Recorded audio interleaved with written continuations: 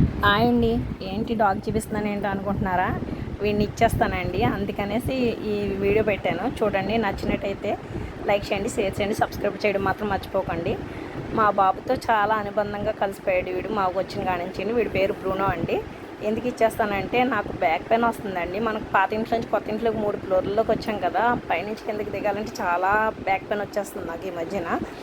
మా బాబు వాళ్ళు ఇంట్లో ఉంటే బాగా కేర్ తీసుకుంటున్నారు, వాళ్ళు తీసుకెళ్తున్నారు.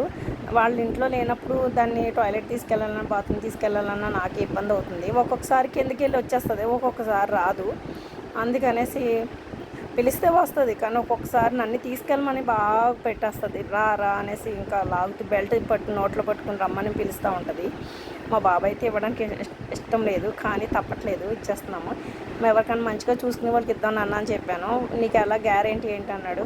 వాళ్ళకి మంచిగా చూసి మనం చూసుకుంటున్నాం కదా, అలాగే చూసుకుంటారు. వాళ్ళు మంచిగా చూసుకునే ఫోటోలు పెట్టమందాం, వీడియోలు పెట్టమందాం, మంచిగా చూసుకుంటారు. మనలాగే చూసుకునే వాళ్ళు ఎవరో ఒకరు ఉంటారు. కానీ రోడ్డు మీద వదలట్లేదు కదా అని నేను అయితే నచ్చ చెప్పాను వాడికి, కానీ ఒప్పుకోవట్లేదు. కానీ తప్పదండి, కానీ ఇచ్చేస్తాను వీడిని. మీకు ఎవరికైనా కావాలితే నాకు కామెంట్ చేయండి.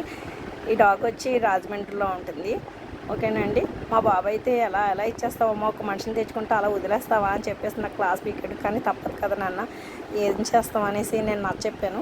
కానీ ఓ రోజు అయితే మేడ మీద దాసేసి ఇచ్చేసానని చెప్పి కాల్ చేశాను బస్సులో ఉండగాను. వేరే వాళ్ళు ఇచ్చేసానని చెప్తే నిజమా అని చెప్పేసి ఫోన్ పెట్టేసి ఇంటికి వచ్చి ఏడుపోహం పెట్టేసి ఇంటికి వచ్చి ఏడ్చేస్తే వీళ్ళంతా ఎతికేసుకున్నాడు బ్రూనో బ్రూనో అని. కానీ వాడు కూడా సైలెంట్గా ఉన్నాడు, మేడ మీద దాక్కుని ఉన్నాడు. వాడు పైకి వెళ్ళి ఆడుకున్నాడు చూడండి. దొరికాక అమ్మాయి హ్యాపీగా నవ్వుకుని ఆడుకున్నారు చూడండి.